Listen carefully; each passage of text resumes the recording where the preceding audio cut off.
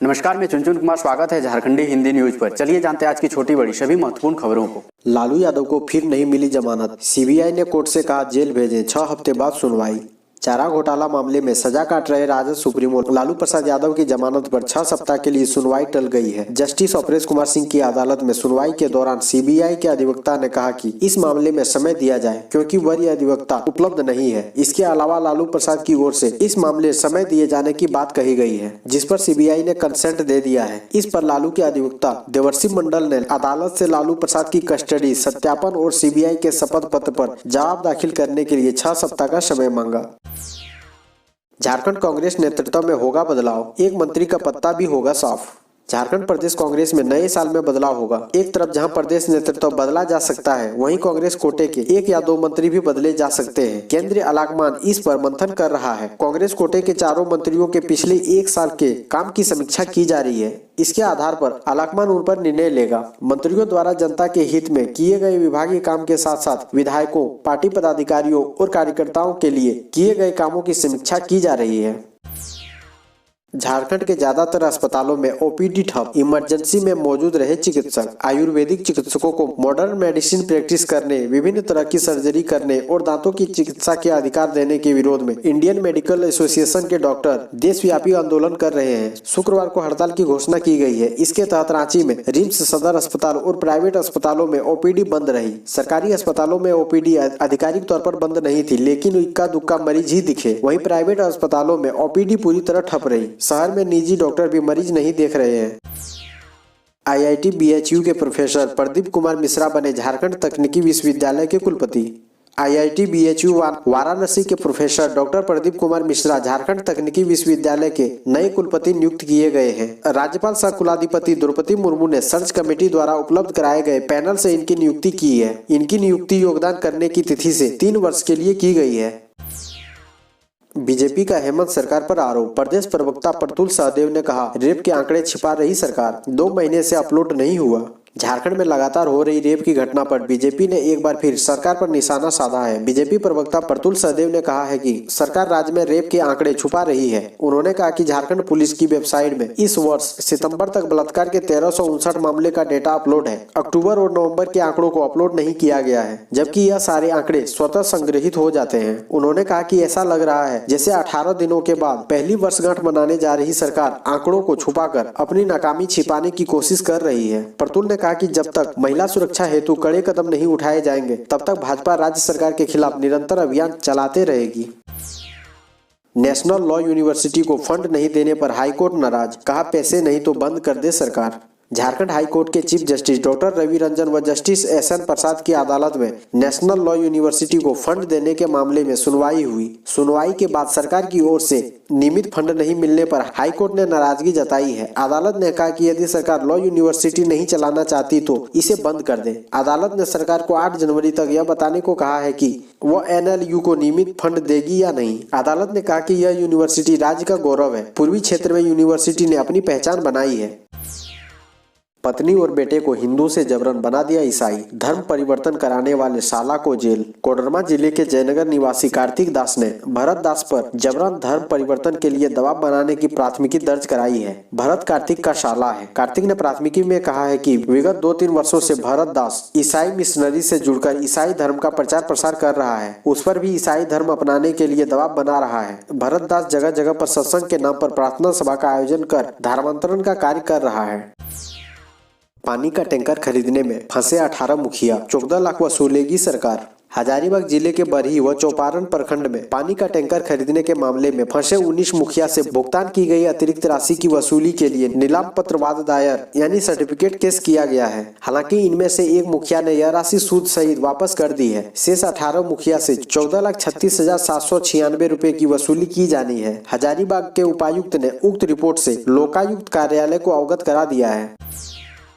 1 करोड़ के इनामी नक्सलियों की तस्वीर जारी। झारखंड पुलिस ने 12 हार्डकोर नक्सलियों की तस्वीर जारी की। सूचना देने वाले को मिलेगा पुरस्कार। झारखंड पुलिस मुख्यालय की ओर से गुरुवार को 12 हार्डकोर नक्सलियों की तस्वीर जारी की गई। इसमें से 4 नक्सलियों पर 1-1 करोड़ रुपए के इनाम की घोषणा की गई है। 4 नक्सलियों पर 25-25 लाख रुपए, 2 नक्सलियों पर 15-15 लाख रुपए और 2 नक्सली पर 10-10 लाख रुपए का इनाम रखा गया है। झारखंड पुलिस मुख्यालय ने घोषणा की है कि इनकी या इनकी ओर से अर्जित संपत्ति की सूचना देने वालों को पुरस्कार दिया जाएगा। महिला पर लगाया डायन होने का आरोप, फिर पति के साथ पीट-पीट कर मार डाला। झारखंड के लोहरदगा जिले में एक महिला को डायन बताते हुए उसके पति के साथ पीट-पीट कर मार डालने का मामला सामने आया है। यह वारदात उग्रवाद प्रभावित पेशेसार प्रखंड में गुरुवार देर रात हुई। बताया जा रहा है कि लोगों ने पहले महिला को डायन बताया और बाद में उसे लाठियों से पीटना शुरू कर दिया। इस दौरान लोगों ने महिला के पति को भी पीटा, जिससे दोनों की मौत हो गई। मामले की जानकारी मिलने के बाद पुलिस टीम ने मृतक पति पत्नी के बेटे से घटना की जानकारी ली है। ट्रेन यात्रियों को झटका, रेलवे ने बदला आदेश, नहीं मिलेगा जनरल टिकट। कोरोना वायरस महामारी से उबरने में जुटे रेलवे ने ट्रेन यात्रियों को फिर से झटका दिया है। जनरल टिकट जारी करने के ताजा आदेश के बाद इसे वापस ले लिया गया है। हालांकि बीते 8 दिसंबर को रेलवे की ओर से जारी आदेश के बाद संक्रमण और जानलेवा बीमारी के कारण लंबे समय से बंद रेलवे के टिकट काउंटर खुल गए हैं। यहां आम रेल यात्रियों को जनरल टिकट उपलब्ध कराया जा रहा था। नए आदेश के मुताबिक अभी जनरल टिकट नहीं मिलेंगे। इससे गंतव्य तक जाने में आम लोगों की परेशानियां फिर से बढ़ जाएगी। अब तक रेलवे की ओर से छोटी दूरी की ट्रेनों तथा पैसेंजर ट्रेनों में भी एक दिन पहले ऑनलाइन या ऑफलाइन रिजर्वेशन के जरिए टिकट लेने की सहूलियत दी गई थी। दुमका में अवैध कोयला खदान बंद कराने गए अधिकारियों को घेरा।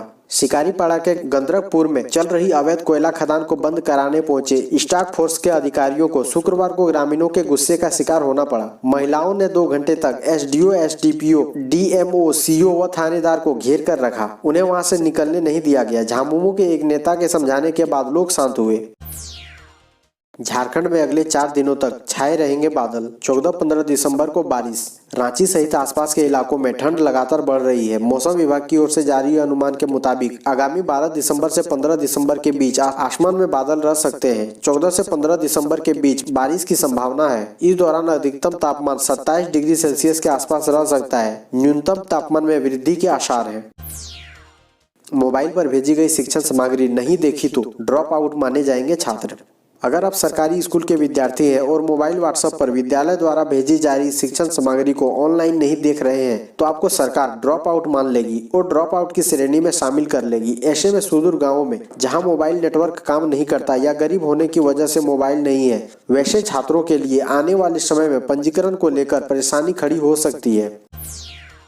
भारतीय डाक विभाग में 2582 ग्रामीण डाक सेवकों की भर्ती, 14 दिसंबर तक करें आवेदन। भारतीय डाक विभाग के तहत north east Jharkhand postal circle और पंजाब पोस्टल सर्किल में ग्रामीण डाक सेवकों के 2582 पद भर्ती के लिए आखिरी तिथि बढ़ा दी है। India post north east circle में जीडीएस भर्ती के लिए आवेदन के इच्छुक उम्मीदवार अब 14 दिसंबर तक ऑनलाइन आवेदन कर सकते हैं। पहले झारखंड और पंजाब सर्किल के लिए आवेदन की अंतिम तिथि 11 दिसंबर थी।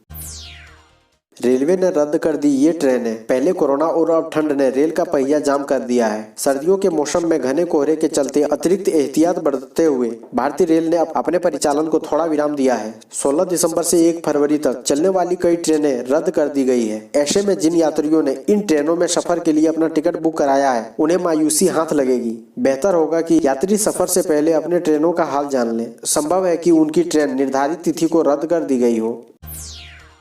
फीस नहीं देने पर आईआईटी आईएसएम धनबाद ने 214 छात्रों को मानसून सेमेस्टर से टर्मिनेट किया। आईआईटी आईएसएम धनबाद ने मानसून सेमेस्टर 2020-21 से 214 छात्र छात्राओं को टर्मिनेट कर दिया है। डीन एकेडमिक ने इस संबंध में पत्र व संबंधित छात्रों की सूची जारी कर दी है। टर्मिनेटेड सूची में बीटेक छात्रों के साथ ही research scholar, M Tech, dual degree छात्र भी शामिल है। इन छात्रों व स्कॉलर ने प्री रजिस्ट्रेशन नहीं कराया और कई ने प्री रजिस्ट्रेशन के बाद सेमेस्टर फीस जमा नहीं की। आईआईटी आईएसएम धनबाद के रेगुलेशन के अनुसार मानसून सेमेस्टर 2020-21 के लिए टर्मिनेट कर दिया है। यह तत्काल प्रभाव से लागू होगा। अगर किसी छात्र ने परीक्षा दे दी है तो उसका रिजल्ट जारी नहीं किया जाएगा। प्रबंधन की ओर से संबंधित छात्र छात्राओं को अपील करने का मौका दिया गया है। कृषि कानूनों के विरोध में भारतीय किसान यूनियन ने सुप्रीम कोर्ट का दरवाजा खटखटाया।